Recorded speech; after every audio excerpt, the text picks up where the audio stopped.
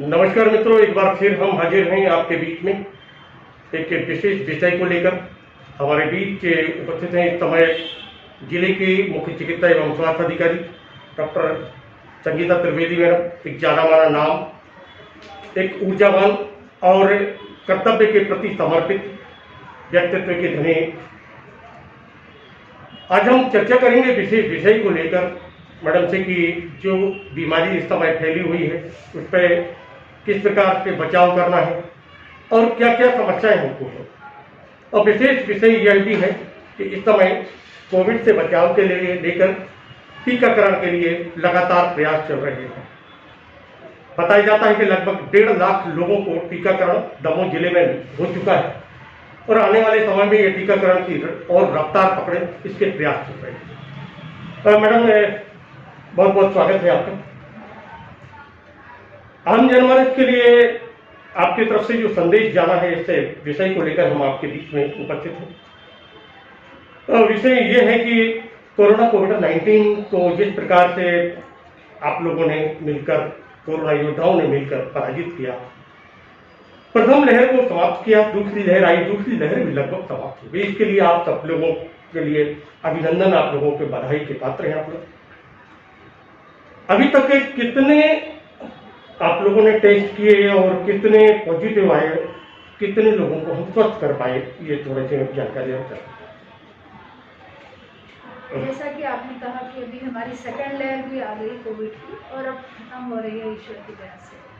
अभी तक हमने लगभग अपने जिले में 1,26,980 सैंपल्स के टेस्ट लगाए हैं और जिसमें से हमारे पास 8,063 पॉजिटिव आए और इसमें से भी हमारे जो लगभग 7,615 जो पेशेंट्स हैं वो अच्छे होकर घर चले गए और 273 पेशेंट अभी हमारे एक्टिव केस हैं जी। और बड़े दुख के साथ कहना पड़ रहा है कि अभी तक हमारे पास 175 लोग हमारे बीच नहीं रहे जो पॉजिटिव थे। कुछ डेथ्स ऐसी थी जो हम टेस्ट ही नहीं लगा पाए, जिनकी टेस्ट तो नेगेटिव थी लेकिन वो हमारे बीच नहीं है बस। लेकिन जो हमारे प्रूवन केसेस है जिनको हमने टेस्ट किया और पॉजिटिव आए वो 175 केस ऐसे थे। और आज की तारीख में जैसे कि मैंने बताया 273 अपने एक्टिव चल रहे हैं जी। और नेगेटिव सैंपल्स जो कल आए थे हमारे वो 1250 थे और केवल एक पॉजिटिव आया, यानी 1251 सैंपल्स में से केवल एक पॉजिटिव कल हमारा आया।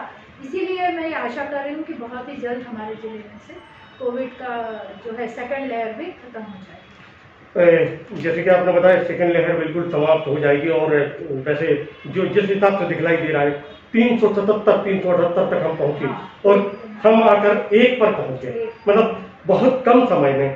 तो मैडम ये काफ़ी लगातार आप लोगों ने मेहनत की, पूरे क्षेत्र में चुनौतियों का सामना किया। कोई ऐसा अनुभव जो सामने आया हो कि जिसमें आप लोगों को काफ़ी समस्या का सामना भी करना पड़ा हो, कहीं कोई ऐसी कोई बात आई हो और फिर आप? क्या हुआ कि सेकेंड लहर, पहली लहर में तो धीरे धीरे हमारे केसेस बढ़े और हमारे पास सफिशिएंट समय था कि हम उसके लिए इंतज़ाम उसके हिसाब से कर सकें। किंतु जो सेकेंड लहर थी उसमें इतने तेज़ी से पेशेंट्स बढ़ गए कि हमारे पास संसाधन जुटाने का उतना समय हमें नहीं मिल पाया। और मार्च अप्रैल का महीना था जो हमारा फाइनेंशियल ईयर एंडिंग कहलाता है, उस समय में जल्द से दवाइयाँ, जल्दी से वो सब सामान नहीं मिल पा रहा था।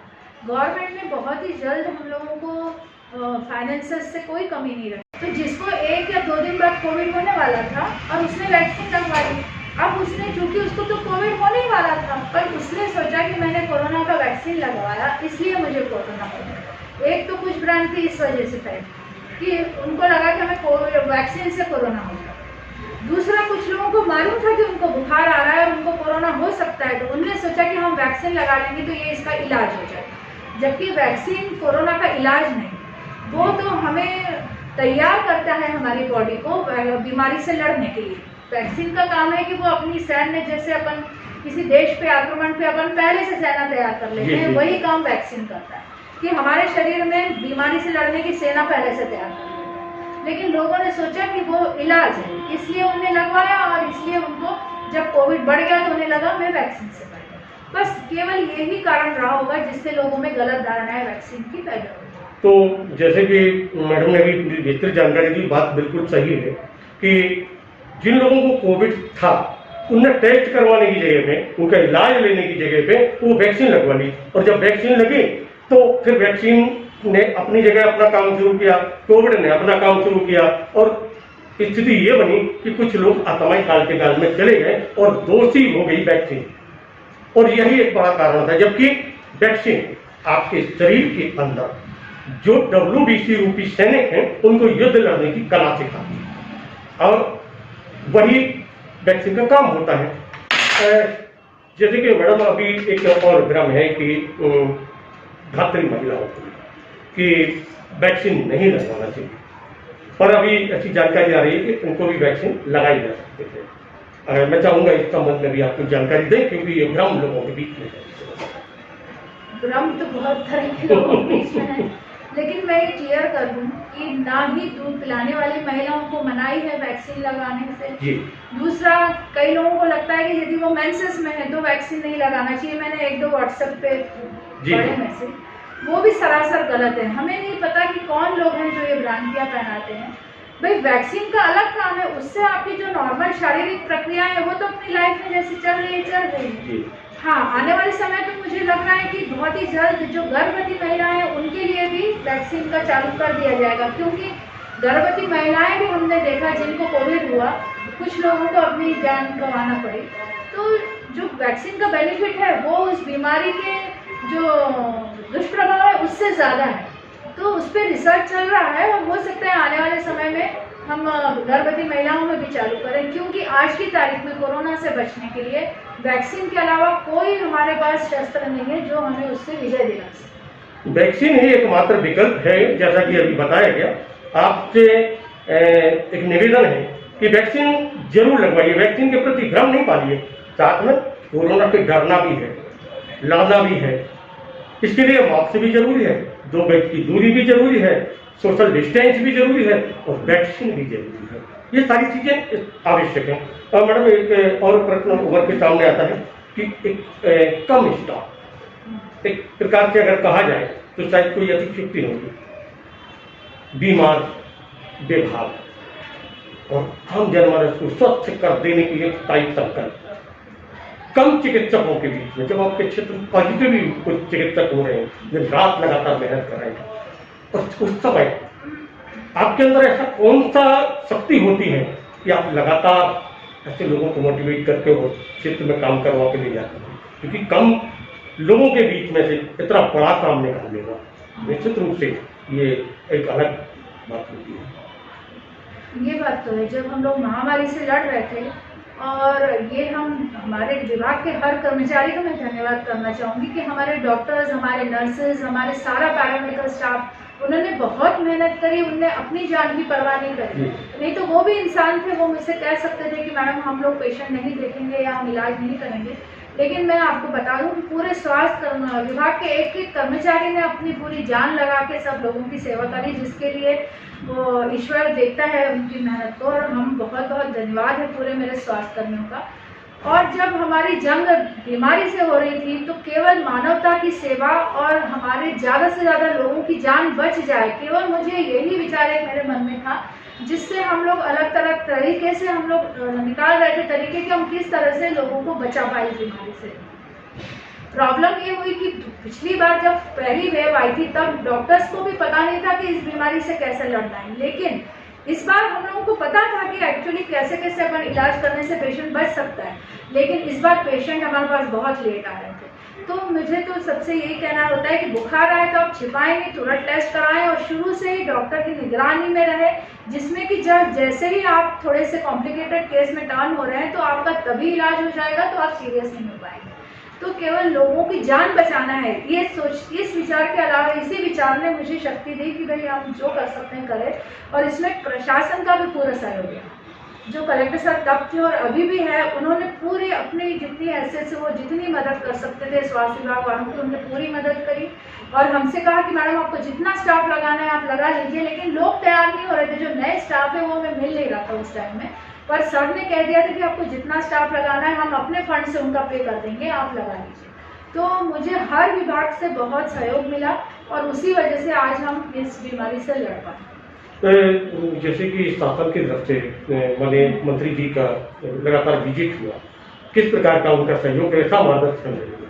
हाँ, इस महामारी में जितने भी हमारे जनप्रतिनिधि हैं उन्होंने भी बराबर वो हम लोगों से फीडबैक ले रहे थे कि भाई हमें कोई भी दवाई की ज़रूरत है या कहीं फाइनेंसेस की ज़रूरत है या किसी से कुछ कहवाना है तो वो हर समय हम लोगों के साथ तैयार खड़े रहे। यानी हम तो कहेंगे महामारी तो बुरी थी, लोगों ने लोगों को खोया, लेकिन जो उसमें हम सब में एक सहकारिता की भावना उभर के आई, ये हमें उसी के वजह से हम लोग आज सब जन उससे पार पा सके। तो सारे जनप्रतिनिधियों ने भी हम लोग को बहुत सहयोग किया। जनप्रतिनिधियों ने भी सहयोग किया, समाज सेवियों ने भी सहयोग किया और जनमानस में भी लोगों ने, जो समाज सेवी लोग हैं वह सामने आए और एक टीम बन गई और उसके कारण आज एक परिवार के नाते सब लोगों ने मिलकर कोविड-19 की दूसरी लहर को भी लगभग समाप्त कर दिया। तीसरी लहर के बारे में कुछ चर्चाएं आ रही हैं। हाँ, ये सोचा जा रहा है कि हो सकता है बच्चों में ये आए, जबकि मुझे तो लग रहा है कि इस बार भी बच्चों में भी हुआ है और वो सीरियस भी हुआ है भगवान की दया से। पर हम लोग अभी से तैयारी कर रहे हैं कि यदि बाई चांस बच्चों में तीसरी लहर आती है तो जो दवाइयाँ उनको लग सकती हैं उनके लिए अलग से वार्ड का इंतज़ाम हम लोग कर ले रहे हैं। उनके लिए जो संसाधन है, जैसे अभी कॉन्सनट्रेटर्स हमारे पास बहुत हैं, तो छोटे बच्चों में कॉन्सनट्रेटर सफिशेंट है ऑक्सीजन देने के लिए, पर उनके साइज़ के मास्क वगैरह अभी हमारे पास नहीं है ज़्यादा, तो वो उसको हम अभी से बुला के रख ले रहे हैं। तो बच्चों में लगने वाली दवाइयाँ हम अभी से बुला के रख ले रहे हैं कि बाई चांस कभी हमें पड़ती है ज़रूरत तो हम आगे बच्चों का इलाज कर पाएंगे। एक बड़ी समस्या और उभर कर सामने आ रही थी, लगभग वो वैसे ही समाप्त सी दिखलाई दे रही, लेकिन फिर आशंकाएं तो बनती है कि ब्लैक फंगस, और इसको लेकर कुछ तैयारियां या कुछ संदेश?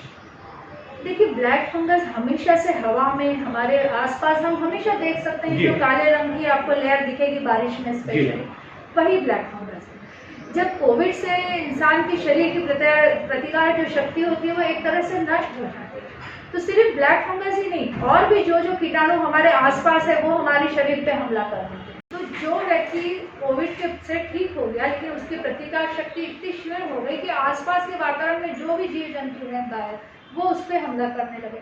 तो उसी में से एक है जिसको फंगस बढ़ गई, वो म्यूकोरमाइकोसिस हो गया, उसको फंगल इन्फेक्शन। जी मैडम, बहुत बहुत धन्यवाद, आपने विस्तृत जानकारी दी है। और मित्रों, आज हमारे बीच में जिले की मुख्य चिकित्सा एवं स्वास्थ्य अधिकारी डॉक्टर संगीता त्रिवेदी भी उपस्थित थी। उन्होंने विस्तृत जानकारी दी, हर प्रश्न का उत्तर दिया जो आपके मन में आता है।